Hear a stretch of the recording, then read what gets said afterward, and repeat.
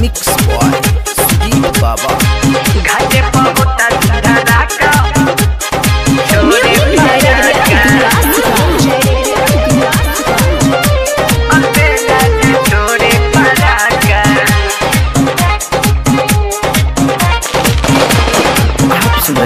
star Sajad अलबेला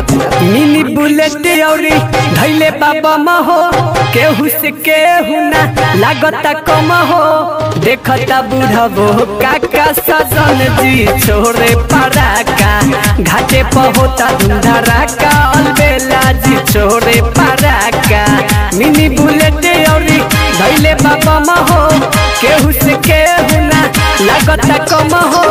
देखता बुढ़बो काका सजन जी छोरे पराका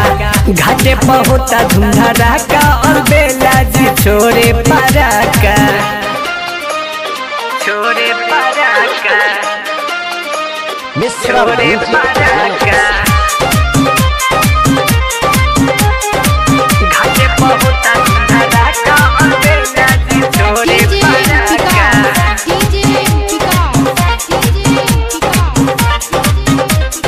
छोरे पराका बरस के घाटे सजले हर नाही हतिया गंजा पर के आइल बाबारी हतिया गंजा पर के आइल बाबारी बरस के घाटे सजले हर नाही बनगट गंजा पर के आइल बाबारी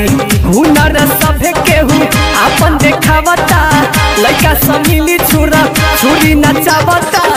हिलता पूरा अपन थाना सजन जी छोरे पराका घाटे पहुंचा धुंधराका अलबेला जी छोरे पराका छोरे पराका मिश्रा छोरे पराका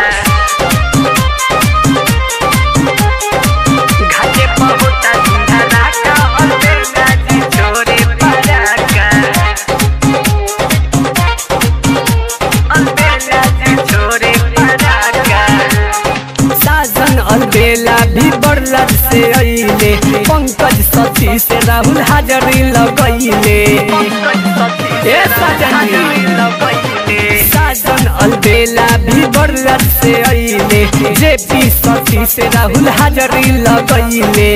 मिली के सभे छठी माई के पूजता